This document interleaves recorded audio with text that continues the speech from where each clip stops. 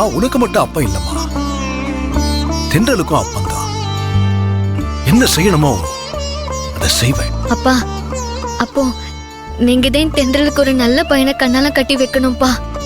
அதுக்கு நீங்க என்ன செய்யணுமோ சொல்லுங்க, நானும் அவங்களும் செஞ்சுடுதோம். அவளுக்கு எப்படியாவது ஒரு நல்ல மாப்பிளைய பார்த்து கல்யாணம் பண்ணி வைக்கணுமா? ஆமாப்பா, பண்ணிரலாம்.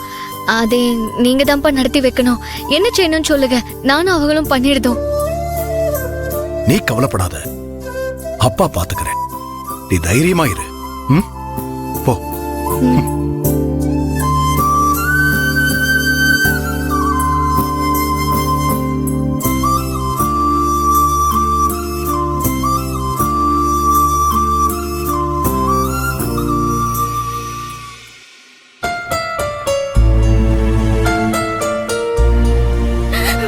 அந்த அம்மா எப்படி பேசுறாங்க?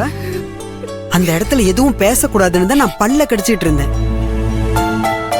அவங்களும் பொம்பளை பிள்ளை பெத்தவங்க தானே, மனசாட்சியே இல்லாம பேசுறாங்க. விடுங்கக்கா, அவங்க கோவத்துல அப்படி பேசுறாங்க, பேசிட்டு போகட்டும். அவங்க பெத்த பொண்ணு இப்படி வந்திருந்தா கோவப்பட்டு இருப்பாங்களா? அவங்களுக்கு ஒரு நியாயம், மத்தவங்களுக்கு ஒரு நியாயமா? இத்தனை வருஷம் கழிச்சு வந்திருக்காளே, கூட பிறந்தவ அவ்வளவு பரிதவிக்கிறாளேன்னு ஒரு 2 நாள் அங்க தங்க வச்சிருந்து சொல்ற விதமா சொல்லி அனுப்பிச்சிருந்தா பரவாயில்ல. வீட்டுக்கு வந்தவள அப்படியே அனுப்பிச்சிட்டாங்களே, இது கொஞ்சமாவது நல்லாவா இருக்கு? அக்கா, அவங்க என்ன புரிஞ்சுக்காம அப்படி பேசுறாங்க. அவங்களே நாங்க இருக்க சொல்லிருந்தா கூட நாங்க இருந்திருக்க மாட்டேங்க்கா. எதுக்கு அப்படி சொல்ற தென்றல்? ஓ அக்கா வீட்டுல நீ இருக்க கூடாதா?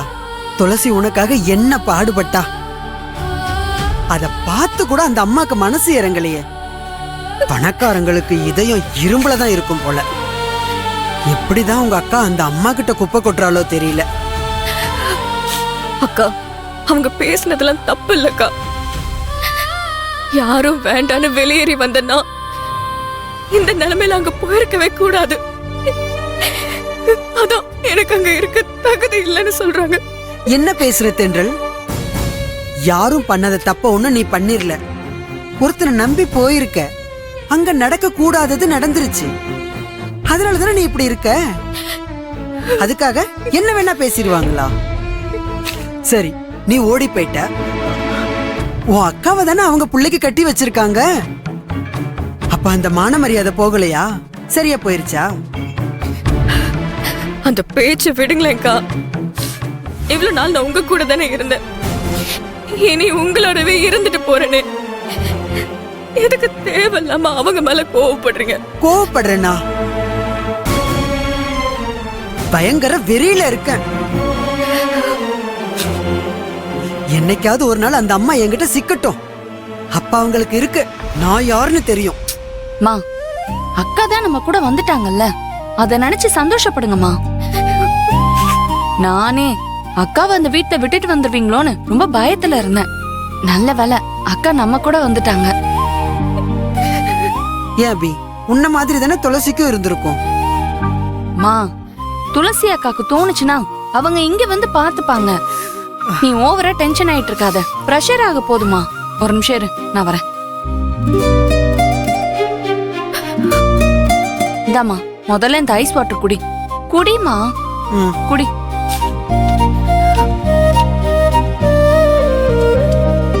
அக்கா, இனிமே நீ எங்கேயுமே போக கூடாதுக்கா, இங்கதான் இருக்கணும்.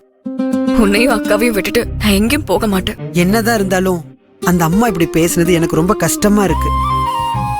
ஆனா கண்டிப்பா ஒரு நாள் அவங்களே உன்னை தேடி வருவாங்க பாரு. சரிக்கா, நீங்க நினைக்கிற மாதிரியே நடக்கட்டும். ஆனா அவங்களே என்ன தேடி வந்து கூப்பிட்டாலும் நீங்க மட்டும் என்ன இந்த வீட்டை விட்டு போன்னு சொல்லிடக்கூடாது. ஏன் தென்றல், நான் உன்னை போன்னு சொல்லுவனா? துளசி எப்படி உன் கூட பிறந்த அக்காவோ, நானும் அப்படிதான். நீ எப்பவும் என் கூடவே தான் இருக்கணும். துளசியே வந்து உன்னை கூப்பிட்டா கூட நான் உன்னை அனுப்ப மாட்டேன். மா, நீங்க இப்படி சொல்றீங்க, ஆனா அக்கா துளசி அக்கா வந்ததும் என்ன வேணாலும் செய்வாங்க. இங்க பாரு அபி, நீ துளசி அக்கா, ரம்யா அக்கா எல்லாருமே எனக்கு ஒண்ணுதான். அக்கா அழக்கூடாது.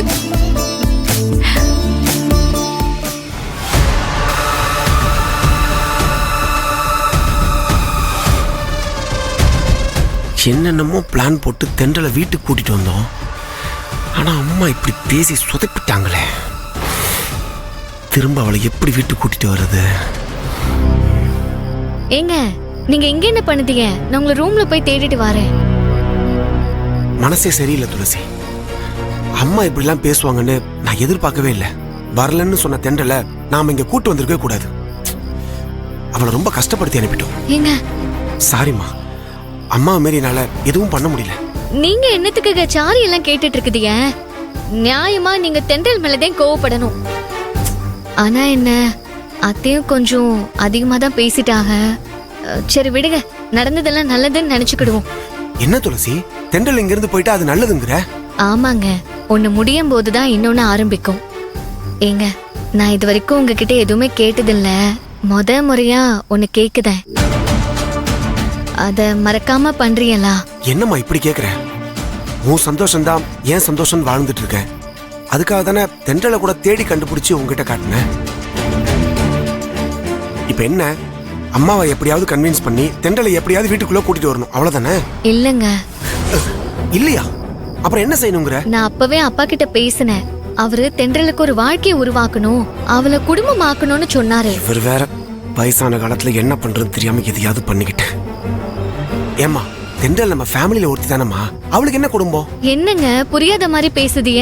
அவளுக்கு ஒரு நல்ல பையனா பார்த்து கண்ணாலம் பண்ணி வைக்கணுங்க. ஐயோ, இவ ஒருத்தி என்ன பேசினாலும் தென்றல் கல்யாணத்தை பத்தியே பேசுறாளே.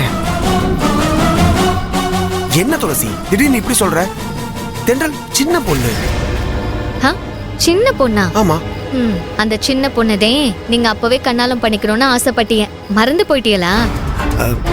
அது நீங்க இன்னும் அவளை அப்படியே பாத்துட்டு இருக்குதீங்க. உங்களுக்கு ஒண்ணு தெரியுமா, அப்பவே அவளுக்கு கண்ணாலம் ஆயிட்டு இருந்ததுன்னா இன்னைக்கு நம்ம புள்ள வயசுல அவளுக்கும் ஒரு குழந்தை இருந்திருக்கும். அதத்தான் அன்னைக்கே நான் நடக்க விடாம பண்ணிட்டேனே. இல்ல, அவன் மனசுல என்ன இருக்குன்னு தெரியாம நாம எப்படி அவளுக்கும் அவ லைஃப் இப்படிலாம் இருக்கணும்னு கனவுலாம் இருக்கும்ல. உன்ன மாதிரியே அவளையும் நினைக்காத துளசி. இவ்வளவு நாள் அவளுக்கு எடுத்து செய்ய யாருமே இல்லல்ல, அதே பாவம் ரம்யா அக்கா கூடவே இருந்துட்டா. இனிமே அவளுக்கு நாம தானங்க எல்லாமே பண்ணணும். உனக்கு ஒண்ணு புரியல துளசி. இப்ப வரைக்கும் தென்றல் தனியா இருக்கான்னா அவ இன்னும் ராஜேஷை மறக்கல. இவ்வளவு தூரம் அவனை உண்மையா காதலிச்சிருக்கா. அவன் நினைப்பிலே வாழ்றவள எப்படி இன்னொரு கல்யாணம் பண்ணிக்க சொல்ல முடியும்? அப்படின்னு நீங்க நினைச்சிட்டு இருக்குதீங்க. நான் உன்னை கேப்பேன், தப்பா எடுத்துக்க மாட்டீங்களே? என்ன? உங்களுக்கு கூடதே என்னை விட என் தங்கச்சி தானே பிடிக்கும். உங்களுக்கு என்ன சுத்தமாவே பிடிக்காது. முதல்லலாம் தள்ளியே தானே வச்சிருந்தீங்க. அப்புறம் கொஞ்சம் கொஞ்சமா நீங்க மாறினீங்க, என் கூட ஆசையா இருந்தீங்க. ஏன் இந்த 5 வருஷத்துல நமக்கு செய்து பொருந்து சந்தோஷமா தானே இருக்கும். அந்த மாதிரி தென்றலும் மாறிடுவாங்க. இல்ல இல்ல, அது வந்து உன் குணம், நீ என்கிட்ட நடந்துகிட்ட விதம், நான் என்ன பண்ணாலும் நீ குடும்பம்னு இருந்தது. எல்லாத்துக்கும் மேல என் மேல நீ காட்டின பாசம் அக்கறை இதெல்லாம் தான் என்ன மாத்துச்சு.